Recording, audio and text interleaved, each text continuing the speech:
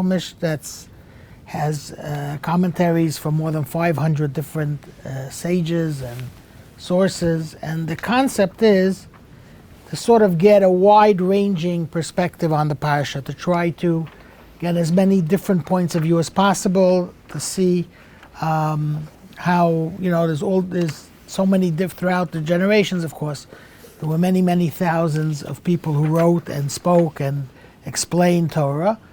And there's different approaches to Torah. You can, take a pshat approach, which is just about basically trying to understand what the text is saying. You can take a more drash approach, which is about finding, references and analogies and all kinds of connections with all kinds of other events in history or in the world.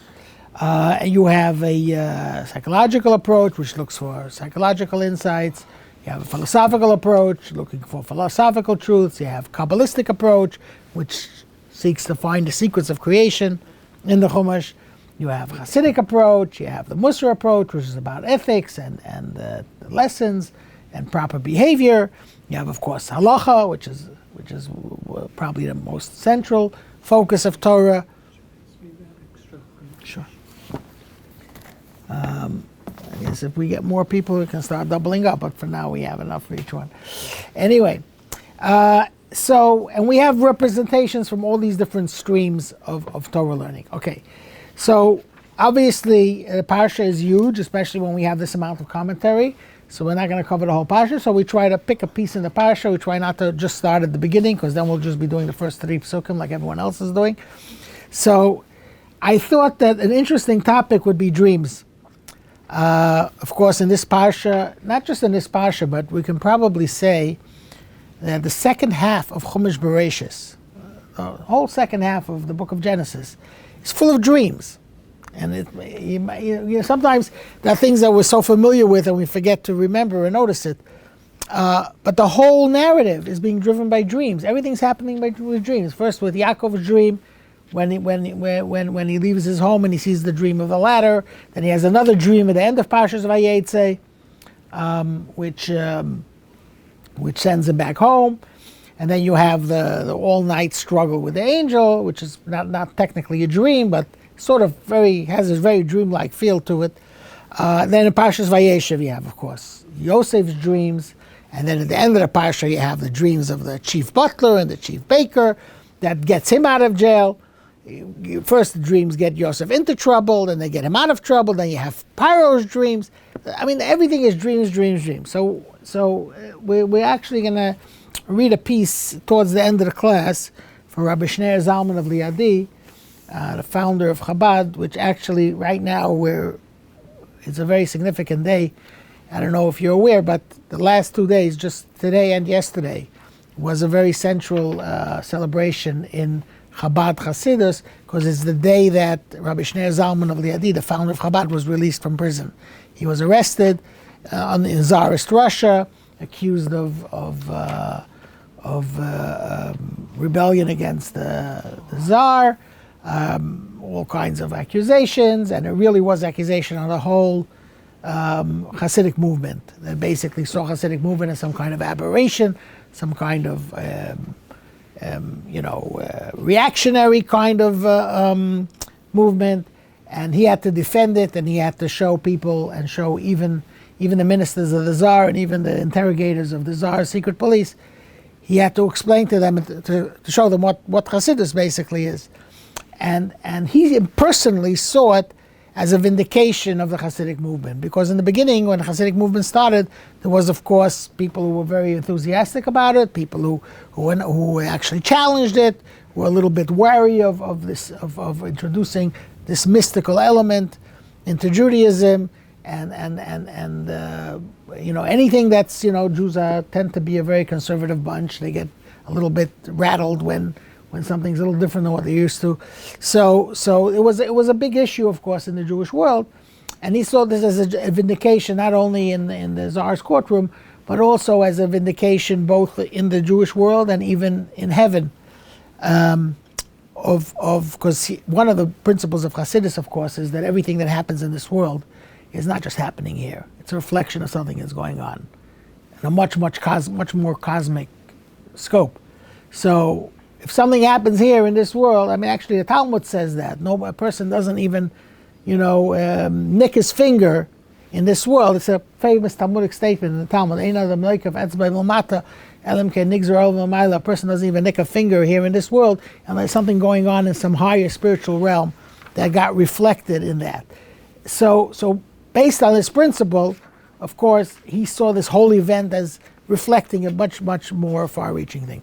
But anyway, so the reason why I'm mentioning this is because there's a beautiful piece here where he addresses this whole concept on a more macro level about why do dreams play such an important role here in the whole narrative. But for now, let's launch into Yosef's actual dreams, and there's some very fascinating things that the Talmud talks about dreams in general and about Yosef's dreams. So first we'll read the actual text. We'll start on page 420. That's we're going to dive in. The story basically is that Yaakov settles in the land of Canaan after coming back from Haran, and he's trying to have a quiet life for a change because the first 100 years of his life were very stormy. But he has an issue. His problem is that he has a favorite child, Yosef, and he shows favoritism to Yosef, which creates the jealousy among his brothers. And Yosef also contributes to this jealousy in no small measure by criticizing his brothers, and that increases their jealousy. And now things really come to a head when Yosef starts dreaming. And not just dreaming, but actually sharing his dreams with his brothers. So we'll start with verse 5 on page 420. Yosef dreamed a dream, and he told his brothers, and they hated him yet the more. So as much as they hated him until then, the previous pasuk said, when his brothers saw that the father loved him more than all his brothers, they hated him, and they were not able to speak peaceably with him. But now Yosef dreams a dream, and he goes ahead and tells the dream to his brothers, and they hated him even more. And he said to them, next verse number 6, he said to them, please hear this dream which I have dreamed. Now what's the first thing that strikes us reading these two verses? There seems to be repetition here. Torah is not... There is a lot of repetition in Torah, but whenever there is repetition in Torah, the commentaries immediately pounce on that. First, he had a dream, he told his brothers, and he said to them, listen to this dream which I dreamed. So, I mean, it's something that's easy to escape notice because it's a normal way of speaking.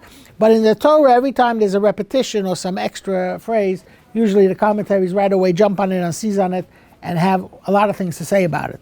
So, the Radak, if you want to look in the box, in the shaded box on the right, called Lexicon or Notes. So, Radak, which is a very famous, one of the things that we do in this class, and we've done in the earlier weeks, is that we introduce a new figure. We try to give a little bit background about who he was, where he lived, what he said, because that gives context to what we're saying. Radak, Rabbi David Kimchi, lived in the 13th century, very, very central figure. He's considered the most authoritative author and sage in the world of Hebrew grammar, of Diktuk. He's like the number one grammarian. He wasn't the one who created it, though it's been going on for several hundred years by the time he came along, but he basically consolidated everything that was taught before him, all the rules of Hebrew grammar and identifying the sharashim, the roots of every word. There's a very famous work, Sefer HaSharashim, the Book of Roots, which was authored by Radak. And that is sort of the go-to. I mean, not everyone agrees with everything he says, and you have, of course, disagreements, and everything in Judaism you have disagreements. But he is definitely the most fundamental authority on that. But he also has a fascinating biblical commentary. And Radak basically says this dream that we're talking about here in verse 5 is the dream that we're going to describe later on in verse 7. However, there's another interesting opinion, which is the Riva. Riva was one of the Tosafists, the Balei HaTosfos. They lived in the 12th and 13th century, where they were basically, many of the Balei HaTosfos were grandchildren or great-grandchildren of Rashi, the famous Rashi, and or disciples of his disciples or disciples of his children. It was basically part of the dynasty that Rashi formed, even though, interestingly enough, they argue a lot against Rashi, both in the Talmud and in the Chumash. They often disagree with Rashi and offer different opinions to his, but they're basically his descendants or his disciples or disciples of his disciples or disciples of his grandchildren and so on. There's actually a large number, there's dozens of Balei Tosafot. It's a certain school of thought, they had a certain unique style, and one of the leading Tosafists was the Riva. And the Riva says, no, this is another dream. So we generally know about two dreams of Yosef, right? The dream of the sheaves, we're going to read, and the dreams of the stars. But that's verse 6. He said to them, please hear this dream which I dreamed. Before that, he had a different dream, which he told them, but which the Torah doesn't say over here. It's another dream. Where is this dream? We're only going to find out about this dream all the way to the end of the book of Genesis in Parshas Vayeishev. That's where we're suddenly going to discover what this dream was. Why doesn't the Torah tell us now what the dream was? It's an interesting question. Maybe because it's not relevant to the thing. Maybe it wants to keep us a little bit in suspense.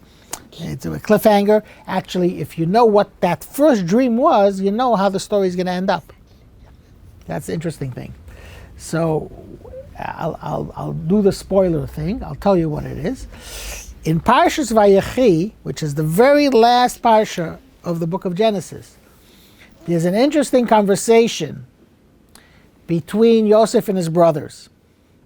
And this is after everything they go through, after Yosef is sold into slavery, and they're separated for 22 years, and then they reconcile, and they meet again in the land of Egypt, and then all the brothers come down to the land of Egypt with Yaakov, and they're living in Egypt for 17 years, and Yosef is the one who's supporting them. He's not holding a grudge against them. He repeatedly tells them, I'm not angry at you, I believe everything that happened was ordained from above, and so on.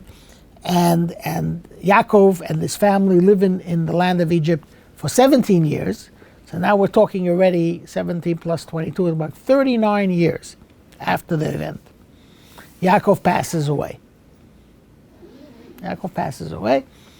And they take him back to the land of Israel to bury him. But then they come back to Egypt. And then suddenly we have a fascinating encounter with Yosef and his brothers. And his brothers come to him, and as if nothing happened up to then, they beg his forgiveness, and they're very afraid. The Torah says that they were very apprehensive and very afraid that Yosef will now avenge himself on them. So essentially, they seem to have believed that the reason why Yosef was being so forgiving and not using his power to take revenge on them was because as long as Yaakov was alive, out of respect for their father, Yosef was sort of behaving himself. But now that Yaakov passed away, they became very afraid. They became very apprehensive because Yosef is the most powerful man. He's the second in power in Egypt. Not just really the most powerful man, because Paro has basically given Yosef the whole run of the country. And they're subject to him now. And now they did all these terrible things to him.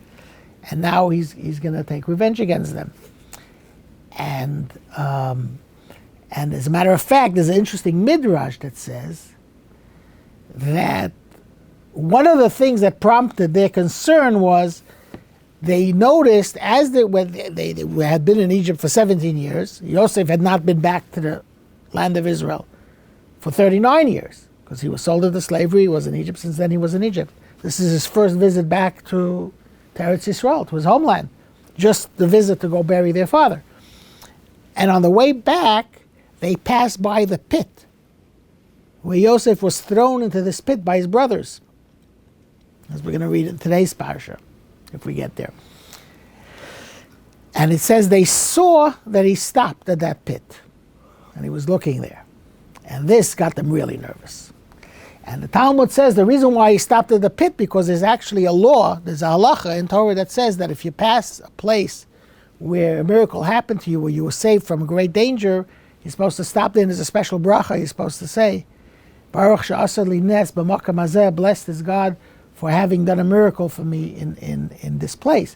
And Yosef, he was thrown into a pit full of snakes and scorpions, as we read in this week's Parasha. And he was rescued from the pit. He was saved.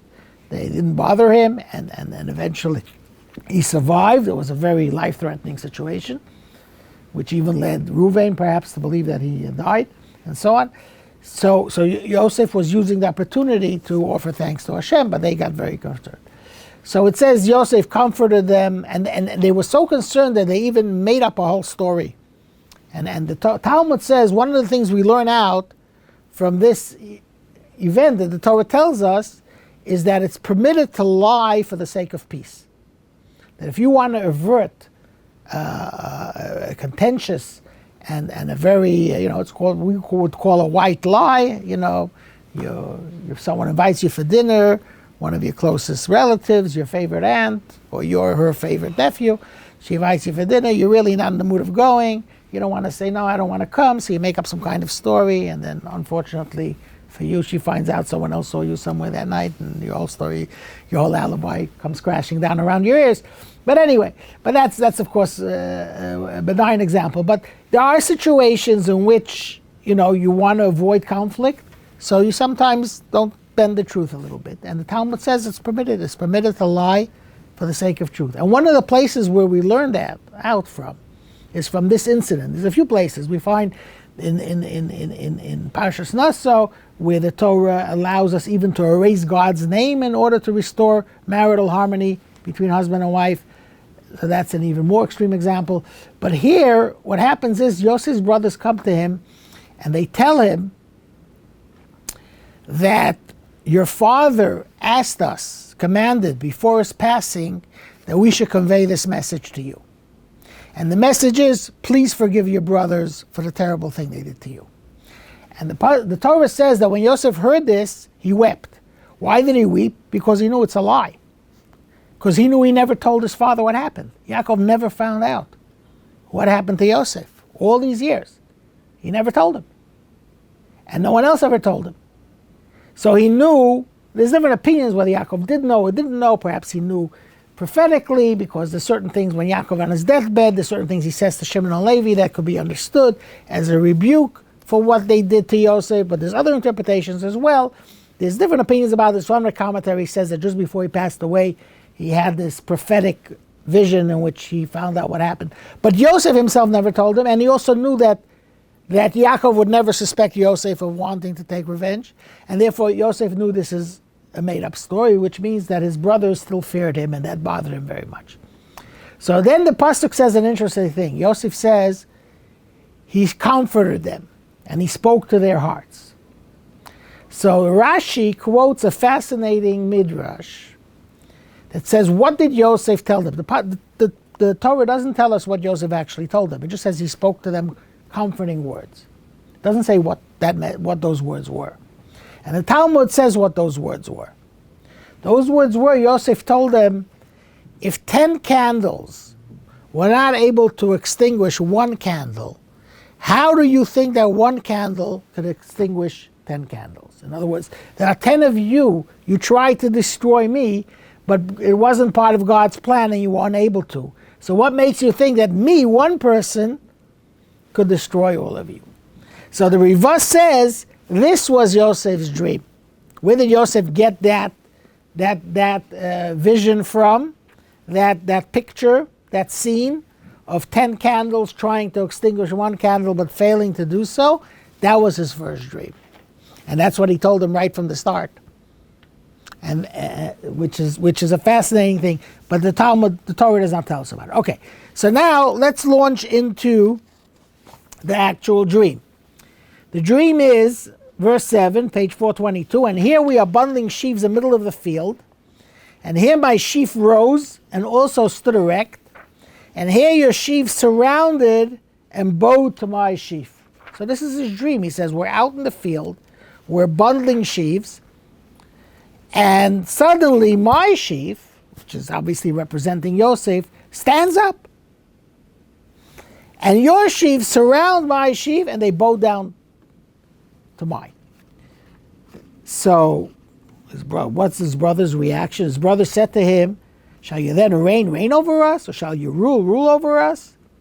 Like, what do you think? You think you're going to rule over us? You're almost the youngest of the brother, except for Binyamin. All the other 10 brothers were older than him.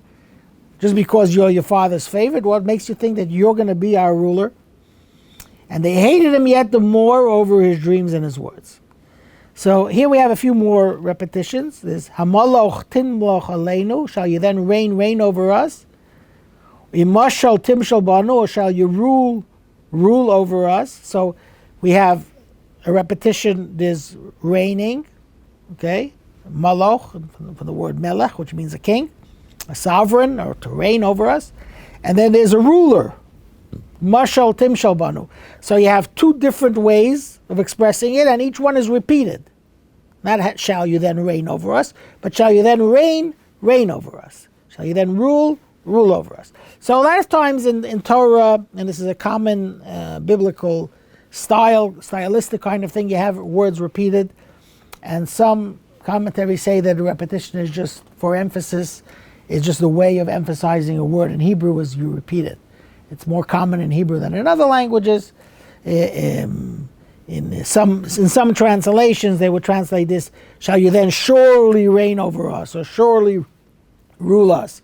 In other words, that's just what, but of course the commentaries will always try to find repetitions. Okay, so now let's turn back the page a second. We'll go back to verse 6. And the first question that comes up is, what's Yosef doing here?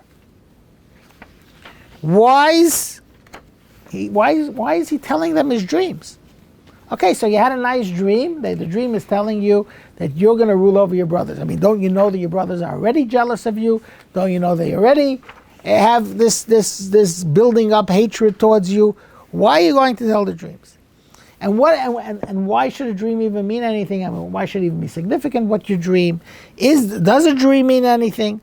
So let's see some of the things. There's a fascinating section in the Talmud, in Tractate Brachot, which devotes several pages to dreams. What dreams are, what they represent, what they mean, when they mean something. And we have over here a few excerpts. We obviously don't have the whole thing, but there's a few very interesting things that Talmud says about dreams. So let's read them and see what they say. So 37:5. We're back on page 421, the middle of the page. Yosef dreamed a dream and he told his brothers. So Rabbanah said there were 24 dream interpreters in Jerusalem. It was a thriving business, dream interpretation. People took dreams very seriously. I once had a dream. This is Rabbanah speaking, and we'll see if what's his opinion of dream interpreters is. I once had a dream and went to all of them, and each one interpreted differently than the others. So he went to 24 dream interpreters, and he got 24 different interpretations. So, is he saying us that they're full of it? No. All the interpretations were actualized. They all fulfilled. All 24 versions of interpretations of my dream, they all came to be. They all happened. So one of them told me I'm going to win the lottery and then I'm going to become a millionaire. So I won the lottery. Another one told me I'm going to lose all my money in the stock market. So the next day I lost all those millions of dollars in the stock market. Everything they said came true. All 24 versions of my dream happened. Thus I experienced the fulfillment of the saying, all dreams follow the mouth. In other words, a dream has significance, but what determines the significance of the dream is how you interpret it. So the way that you're going to interpret the dream, if you have a dream and you understand it to mean something, then that's what's going to happen. You understand it to mean something else, that's what's going to happen. If you go to 24 dream interpreters, and obviously we're talking about dream interpreters that he respected. If he would have thought that they're speaking baloney, then it wouldn't have meant anything to him, and nothing would have happened. But because he felt that these people were wise people, all 24 of them, and they all had something valuable to say, and he took it to heart, and he accepted what they're saying, so therefore it was fulfilled. So the Talmud goes on the same theme, that all dreams follow the mouth. When Shmuel would have a bad dream, he would quote, dreams speak falsely. It's an actual verse from the Torah, Zechariah. Dreams speak, Halomot shav yidaberun. they speak falsely. So if he had a bad dream, he right away said, well, dreams, they don't mean anything. When he had a good dream, so what's he going to say now? He just quoted the verse, dreams, well, you can quote the same verse, you can just sing it a little differently. Do dreams then speak falsely? Right? You can read the same verse, you can read it as a rhetorical question, or you can read it as a statement. Surely it is written, if there be a prophet with you, in a vision I make myself known to him, in a dream I speak to him. Speak with him. This is quoting from Bamidbar, from the Chumash Bamidbar, where God is talking about the prophecy of Moshe, and he's telling Aaron and Miriam that the prophecy of Moshe is on a different order than all the other prophets. All the other prophets hear their prophecy in dreams, they see visions. With Moshe, it's a whole different story, it's a direct communication. But at the end of the day, that means that dreams can be prophetic. Okay, so that's what Shmuel says. Said Rav Chizda, an uninterpreted dream is like an unread letter. So if you don't interpret the dream, it's nothing. Nothing comes of it because you haven't interpreted it. If you interpret it and that plants a certain idea in your mind and it has that psychological effect on you, that you're seeing this as a message, then it's going to be actualized. Okay, now the Zohar takes, and like I said, one of the things that we see when we collect all these commentaries is we see how each one builds on the other. In other words, you'll have something that says in the Talmud and the Medrash, and then you have a later source will say something based on that, and then the next source will say something based on that, and the next source will say something based on that. You see how each one of them is building on what the previous one said. So here we have the Talmud. The Talmud is essentially saying an uninterpreted dream is like an unread letter. You have 24 different dream interpreters.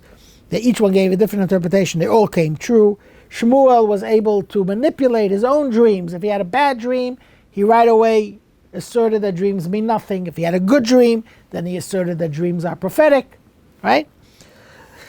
So what does the Zohar say? Zohar says like this. Here we see that a person should tell their dreams only to someone who loves them.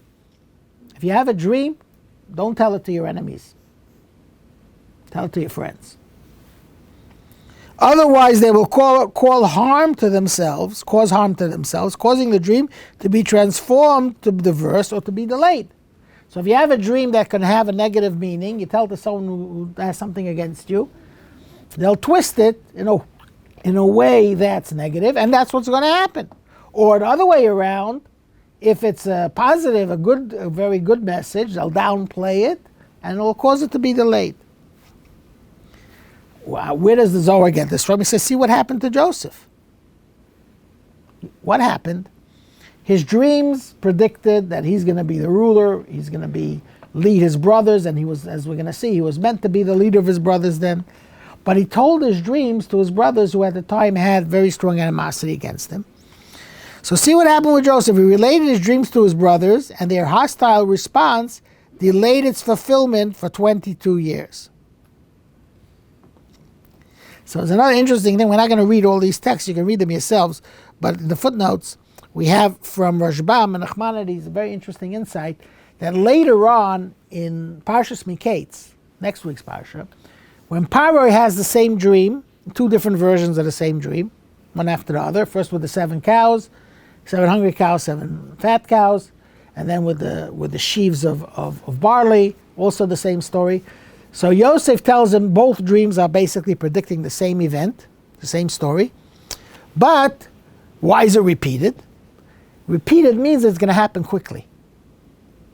It means it's going to happen immediately. You don't have any time to waste. Get everything ready, start moving, because with the 7 years of plenty, 7 years of famine, that's something's going to happen sometime in the future. It's happening now. And that's why the repetition is to create a sense of urgency. So the question that's asked, if that's the case, Yosef also had 2 dreams, 2 versions of the same dream, right? First he had the dreams of the sheaves, and then we're going to see he has another dream, not counting the third dream, which either was or wasn't, depending on which interpretation you follow. But so then Yosef's dreams certainly should have happened quickly. They didn't happen quickly. He was sold into slavery. He was a slave he was altogether, again, depending on how you interpret the different verses, it took 13 years before he became viceroy of Paro, because he was 17 years old when he was sold into slavery, and he was at least 3 years in prison. So either he was 10 years a slave and 3 years in prison, or if he was 1 year a slave and 12 years in prison, depending on different interpretations of the different verses, different ways of reading what happened. But in any case, it took a long time for it to be fulfilled. So that's what the Zohar is saying. He related his dreams to his brothers, and their hostile response delayed its fulfillment for 22 years. Why 22 years? Because the fulfillment of the dream was only really fulfilled when his brothers and his father came down to Egypt. And that took 22 years. Had the brothers interpreted Yosef's dreams differently, it would have actualized in a different way.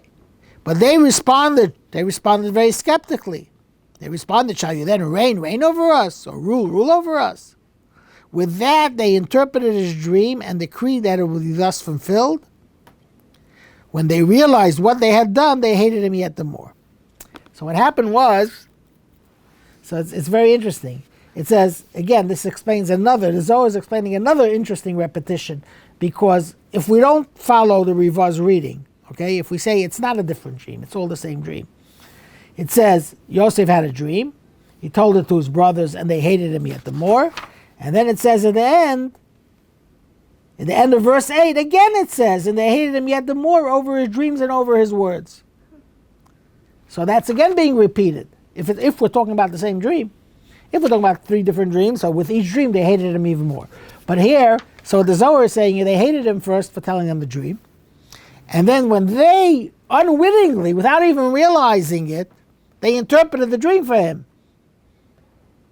Because they could have said it means nothing. It means that, I don't know, you're gonna find 20 sheaves on the road.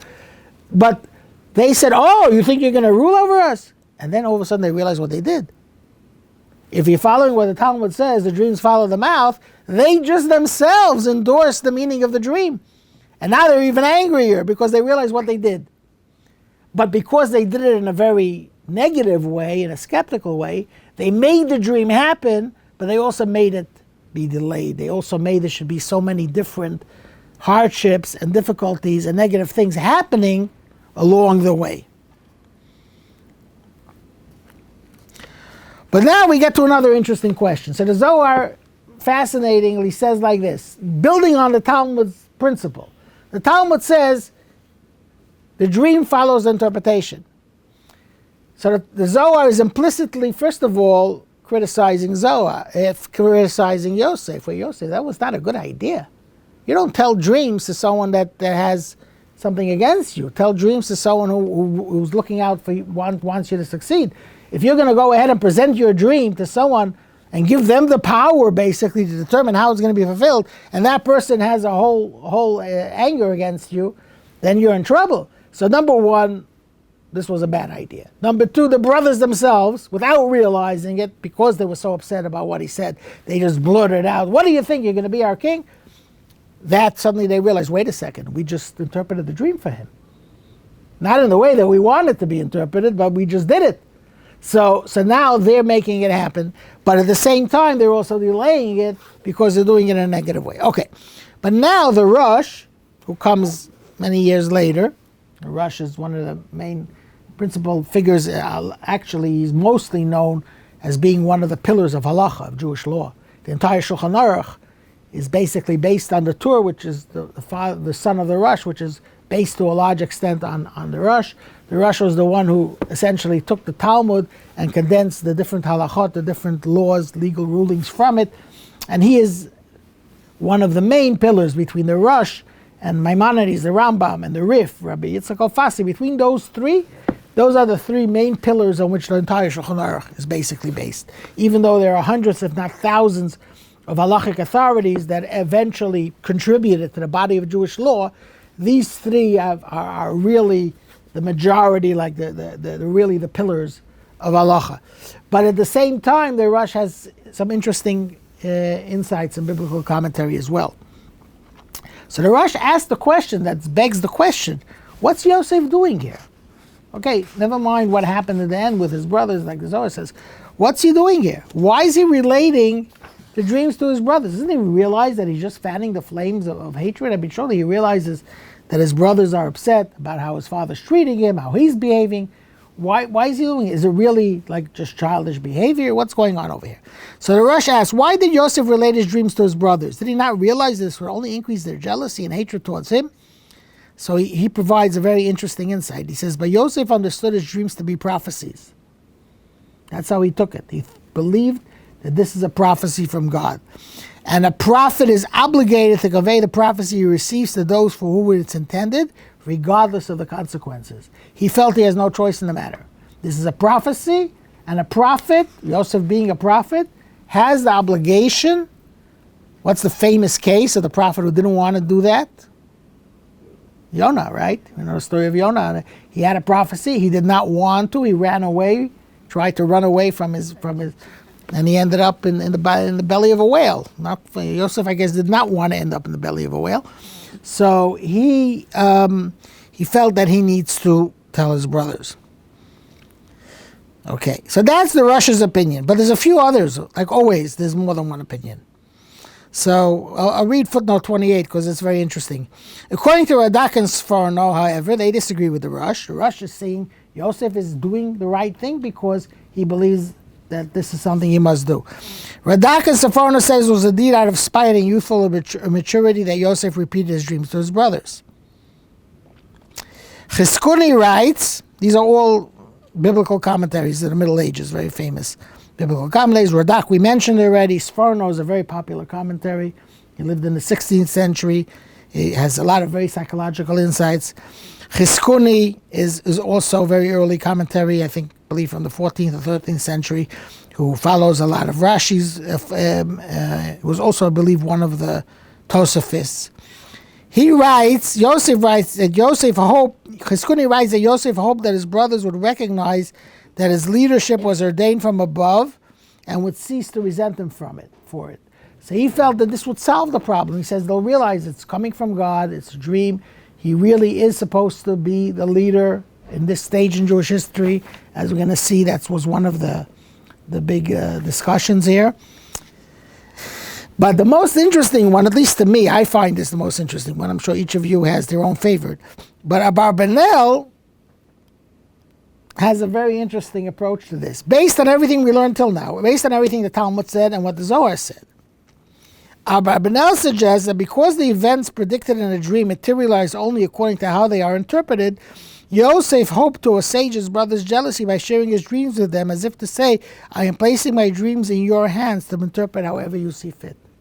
Yosef is basically putting the ball in their court. He said, look, I know you're upset about this whole idea that you see my father grooming me as being the leader of the Jewish people and the leader of this nation that they all knew is now in the process of being created. And you see me also working towards that because I believe that that's my mission. But you know what?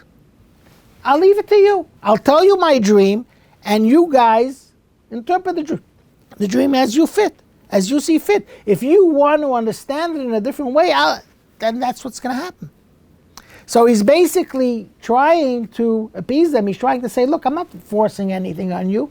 I'm leaving it up to you. You guys tell me what this dream means. And it was a very honest attempt on Yosef's part to say, look, this is what I'm being told from above. This is what I feel is ordained for me or destined for me. But if you guys are not okay with that, I'm putting it in your hands. I'm giving you the opportunity to interpret this dream. Because as we said, dreams, it's a fascinating thing. What we're seeing here is that dreams, on the one hand, is a form of prophecy. But if it was really a prophecy, then you wouldn't be able to twist it how you want it. It's a kind of prophecy, but it's an unformed prophecy. It's a prophecy that basically is being put in our hands to manipulate or to form and to direct in the direction where we want to take it. And this is really what Yosef is doing. Okay. I want to do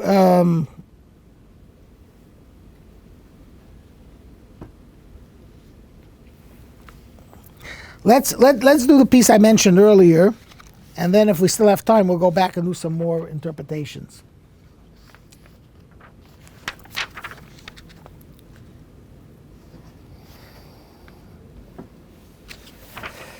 Okay, this is on page 424 in the first column.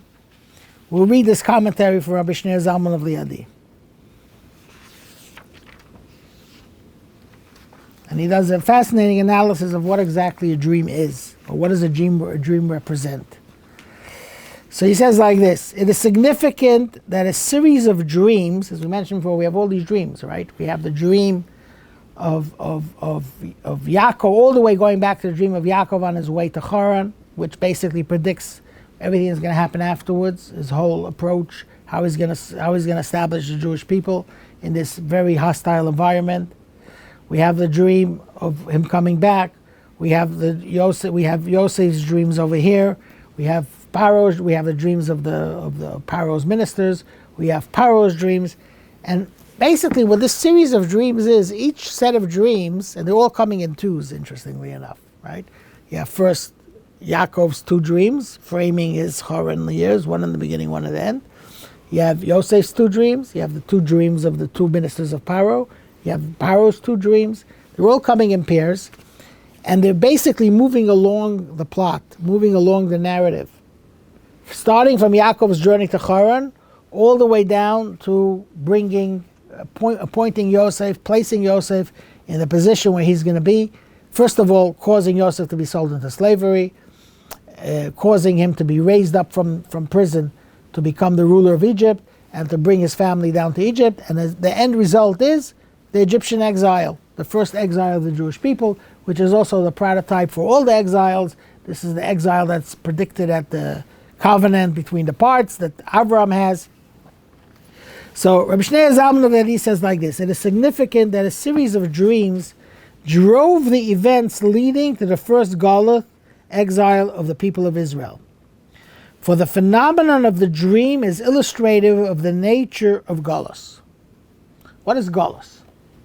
Galus is a very loaded word. We usually translate Galus as exile. For the majority of the history of the Jewish people, we've been in a state of Galus. Galus is not only exile. I mean, that's the most significant feature of it. The significant feature of Galus is that we're not in our homeland. Our homeland is the land of Israel. That's our natural place. That's where we belong.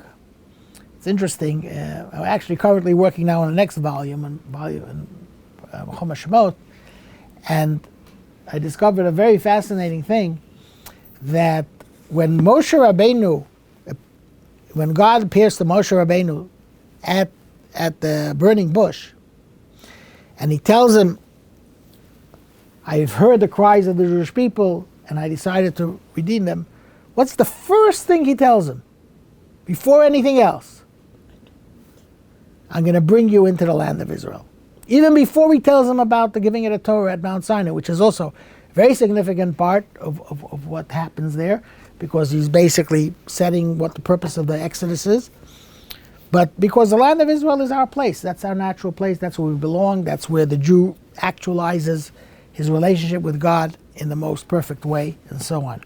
So the first feature of Galus is that we're not in our homeland, that we're in an alien land. We are foreigners. We are in a place that's not ours, okay?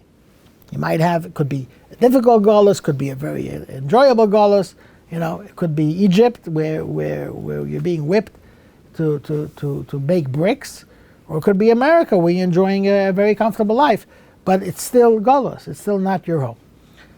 But of course, Galus is also all the horrible, terrible persecutions that we underwent. The Holocaust and everything else that happened in our history. Galus is also, there's a spiritual side of Galus, right? We don't have, when we had the Holy Temple, we had a direct experience of godliness in our life and spirituality. It was a place of where God's presence in our world and in our lives was open and revealed. Now we're living in a place of darkness, in a place where you're only looking for hints of divine providence and godliness. So the word galus is a very, very loaded word. It means exile, it means spiritual displacement, it means suffering, it means persecution, it means anti-Semitism, it means all these different things wrapped up in one. All these elements of Jewish history together is called galus. And the only time we're not in galus is when we're in the Holy Land, and when we have the Holy Temple, and we have the revealed presence of God in our midst. Every other situation is some form of galus.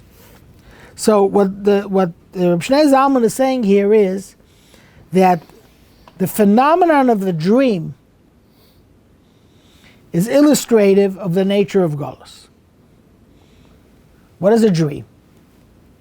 In a dream, the logical and ordered world of the intellect gives way to the chaotic world of imagination. Essentially, our way of making sense of reality or of positioning ourselves in our place in the world is our brain. Our brain is the tool that we use to understand what's going on and to determine what's real, right? How do we know what reality is? You're driving along. Do I go or do I stop? Well, if the light is red, it means I stop. If it's green, it's go. It's the brain takes in phenomenon, registers what's going on, and makes decisions based on that. But the brain actually has two very interesting modes of operation. It's like, imagine you have a machine with two switches and you have this mode and that mode. One is intellect and the other is imagination.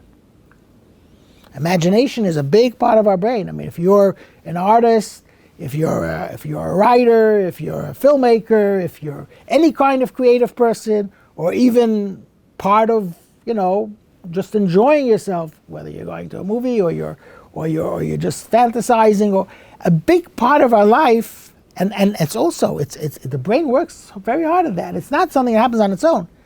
So there's intellect and there's imagination. What's the difference between intellect and imagination? Intellect is a rigid, very ordered, very there's no shortcuts, there's no tricks, there's no ways of getting around reality. You can't be here and there at the same place. I want to do this, I want to do that. Well, you have to make a choice. It's a very binary, rigid, rule-based environment in which things are either correct or incorrect. They're either right or they're wrong. They're either working or they're not working. It's a very, very basic thing. Imagination, anything goes. And it's very creative. And it could be very beautiful. And it could be very horrible. You can have a nightmare or you can have a beautiful fantasy, right? But that's imagination.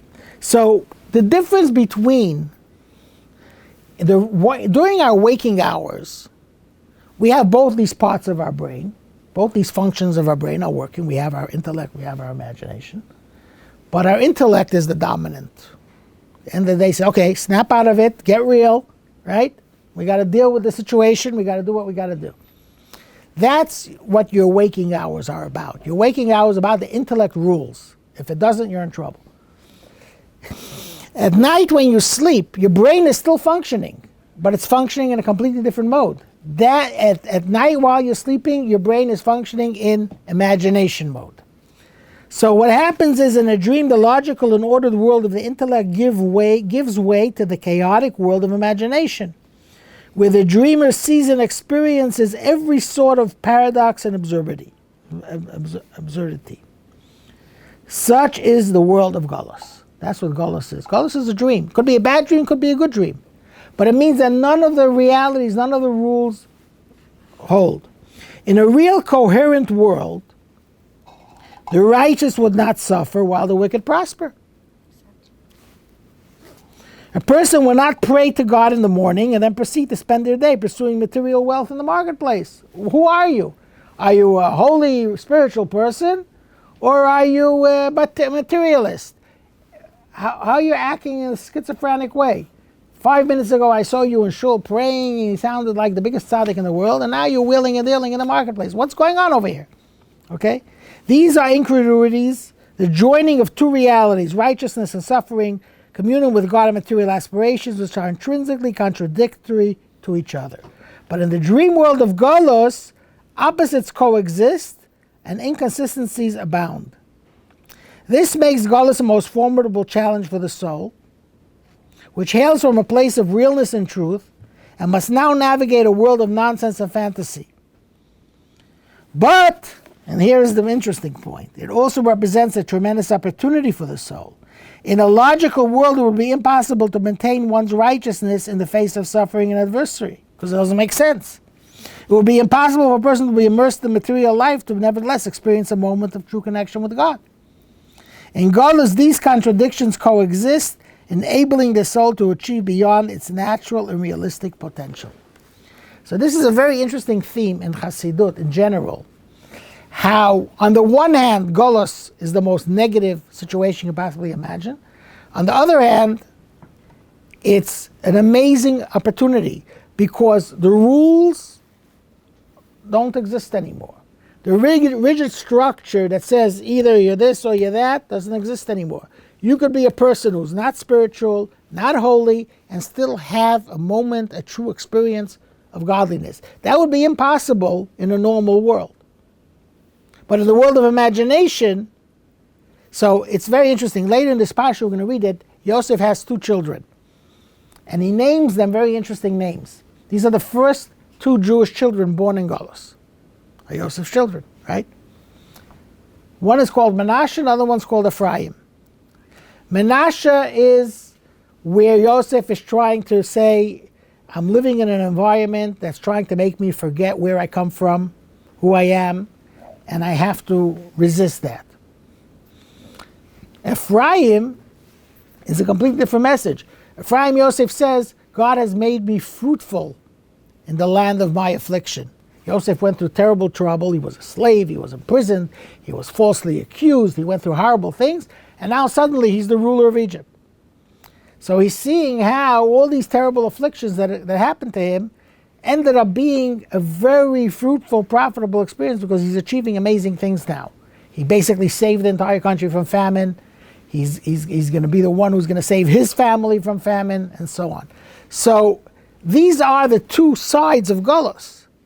The challenge of Galus, the Galus as something we need to resist and fight and to persevere in. We have to sort of hold our own, not to assimilate, not to be destroyed, on all these different levels.